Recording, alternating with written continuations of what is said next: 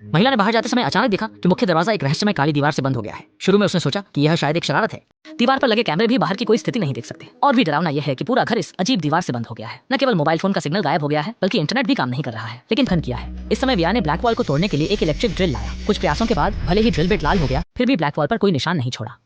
कोई उपाय न देखकर दोनों ने अन्य दीवारों में छेद करने की कोशिश की, लेकिन अंततः कोई बचने का मौका नहीं मिला। तभी उन्होंने पड़ोस से आवाज सुनी और अचानक महसूस किया कि कमरे की दीवारें जुड़ी हुई हो सकती हैं। वही बाद टिम और उसकी पत्नी को समझ आया कि जमीन पर खून के धब्बे मार्विन के थे। असल में पड़ोसी दोनों नशेड़ी थे और दवाओं के प्रभाव में होश खो बैठे थे।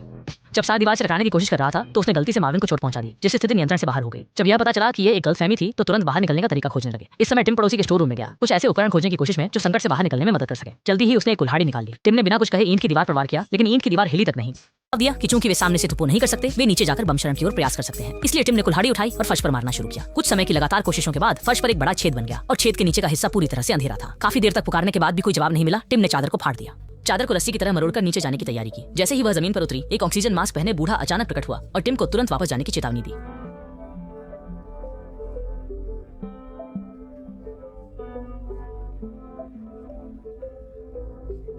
हालांकि उसकी पोती समझदार थी, क्योंकि अंत में बाहर निकलने का रास्ता ढूंढना ही होगा ताकि जीवित रह सके। बुजुर्ग को आखिरकार मना लिया गया, इसलिए मार्विन ने फिर से कुल्हाड़ी उठाकर नीचे की ओर छेद करना शुरू किया। लड़की ने अनजाने में एक महत्वपूर्ण जानकारी दी। सुबह 4 बजे जब वह उठी तब सब कुछ सामान्य था, लेकिन सुबह होते ही काली दीवार ने रहस्यमय तरीके से सभी निकास बंद कर दिए। दीवार के किनारे खड़े टिम ने अनजाने में देखा कि अभी अभी टूटे हुए धुएं के अलार्म में रोशनी है। खोलने पर उसने पाया कि उसमें एक माइक्रो कैमरा लगा हुआ है। उसने पड़ोसी बूढ़े से पूछा कि क्या कैमरा उसने लगाया है। बूढ़े ने सिर हिलाकर मना कर दिया। ये मकान मालिक ने लगवाया होगा। अपने अनुमान की पुष्टि करने के लिए टिम ने एक और धुआं डिटेक्टर उतारा और उसमें भी कैमरा पाया। लगता है कि यह मामला जरूर हो।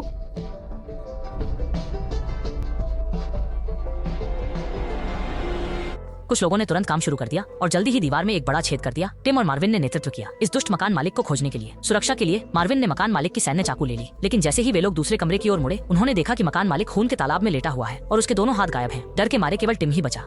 सौभाग्य से उसने एक नया सुराग पाया। पास में मकान मालिक का फोन अभी भी जल रहा था, जिसमें केवल कुछ काली दीवारों की तस्वीरें थी। इस समय डर ने सभी को घेर लिया। जल्दी से बाहर निकलने के लिए कुछ लोग बुजुर्ग के कमरे के फर्श पर तेजी से मारने लगे।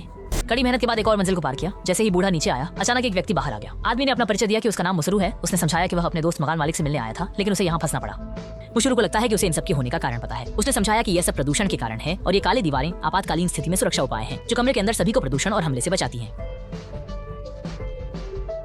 केवल इसलिए क्योंकि मकान मालिक को हृदय रोग था। जब वह काली दीवार के पास गया तो हृदय पेसमेकर की विफलता के कारण उसकी मृत्यु हो गई। यह स्पष्टीकरण और काली दीवार में चुंबकीय शक्ति का होना भी उचित लगता है। मुसरू ने अन्य लोगों को रुकने की सलाह दी। बाहर का प्रदूषण घातक है, लेकिन टिम और अन्य लोग उसकी बात पर विश्वास नहीं करते और नीचे से रास्ता खोजने का निर्णय लेते हैं। प्रतिक्रिया में धीमे बुजुर्ग की छाती में गोली लग गई। यह एक रहस्यमयी और अजीब काली दीवार है, जो न केवल गोलियों को वापस फेंक सकती है, बल्कि किसी भी नुकसान से बचा सकती है। जैसे ही एक बुजुर्ग व्यक्ति को गोली लगने से मौत हो गई, सभी ने एक समय के लिए भागने की क्षमता खो दी और केवल कमरे में लौटकर आराम कर सकते थे। टीम को मकान मालिक के मोबाइल में देखी तस्वीरें याद आई। शायद मकान मालिक को बाहर निकलने का तरीका पता था।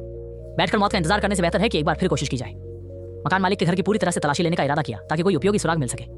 जब लड़की मकान मालिक के कमरे के कूड़ेदान में खोज रही थी तो एक नैनो डिफेंस कंपनी का बिजनेस कार्ड उसकी नजर में आया। मुशरू छाया में खड़ा था, यह दावा करते हुए कि उसे मकान मालिक के काम के बारे में कुछ नहीं पता, लेकिन उन्होंने मकान मालिक द्वारा छोड़ा गया एक स्केच पाया, जिस पर काले दीवार की संरचना को सटीक रूप से चित्रित किया गया था और वर्गों की स्थिति को चिह्नित किया गया था, जो व्या को झात 4 बिंदुओं से पूरी तरह मेल खाता था। ऐसा लगता है कि काले ईंटों के ढेर में वास्तव में एक नियम है और टिम ने स्थान के विन्यास के माध्यम से मकान मालिक के घर में एक गुप्त कक्ष पाया, जो एक गुप्त दरवाजे से अवरुद्ध था। उसी समय मार्विन को एक रिमोट कंट्रोल मिला। उसने यूं ही एक बटन दबाया और अचानक से गुप्त दरवाजे के पीछे से आवाज आई। असल में रिमोट कंट्रोल ही गुप्त दरवाजे का स्विच था। प्रोग्रामर टिम ने तुरंत इसे संभाल लिया। उसने पहले आटा मांगा, फिर हल्के से फूंक मारी और फिंगरप्रिंट दिखाई देने लगे। अब पासवर्ड के केवल 24 संयोजन बचे हैं।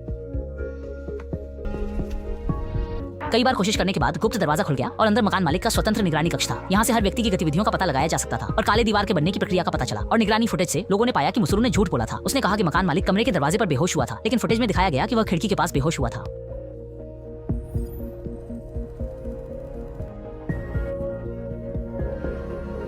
असल में मकान मालिक का हत्यारा मुसुलू ही था। ये जानकर टिम इस समय मार्विन ने मुसुलू को ढूंढ लिया। उसके हाथ में कुछ जल रहा था। डरावनी बात यह थी कि उसने अपनी नजर के कोने से देखा कि लड़की पहले ही जमीन पर गिरी हुई थी। तरीका है और ताला खोलने की कुंजी वही लगातार चमकती हुई ग्वांगबो है। फिर टिम ने प्रोग्राम को मोबाइल में डाल दिया और मकान मालिक के घर के दरवाजे पर आकर मोबाइल से स्कैन किया। इसके बाद स्क्रीन पर 4 सफेद बिंदु दिखाई दिए। उंगलियों ने सफेद बिंदुओं को दबाया और रोशनी की चमक के साथ दीवार जल्दी ही बदल गई। सारल उत्सुकता से आगे बढ़ा। दीवार वास्तव में पारदर्शी थी।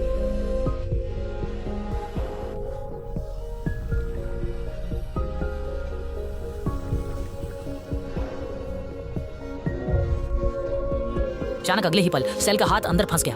और चाहे सबने कितना भी खींचा कोई फायदा नहीं हुआ, लेकिन अंत में केवल सेल का ऊपरी हिस्सा ही वापस खींचा गया। यह दृश्य देखकर मार्विन पूरी तरह से नियंत्रण खो बैठा और सीधे मुसुरु पर गोली चला दी। लेकिन चूंकि उसकी प्रेमिका पहले ही मारी जा चुकी थी, उसने भी जीने का इरादा छोड़ दिया। गोली की आवाज के साथ केवल टिम और उसकी प्रेमिका ही बचे थे और दोनों अपने अपने दिल की बात कहने लगे। शायद केवल मरने के समय ही वे दोनों के बीच की गलतफहमियों को पूरी तरह से सुलझा सकते थे। इस जगह से जल्दी निकलने के लिए उन्हें फिर से मोबाइल का उपयोग करना पड़ा। 唯一发现每个按键对应的闪光都不一样，监控中的闪光进行对比，来判定黑墙的密码顺序。जैसे ही दोनों फिर से देखते हुए कि काली दीवार धूल में बदल गई, मुसुरु ने फिर से हमला तेज कर दिया। एक घूंसे से टिम को चौंका दिया और जानलेवा हमला करने ही वाला था। महत्वपूर्ण क्षण में विया ने एक हथौड़े से मुसुरु को खत्म कर दिया।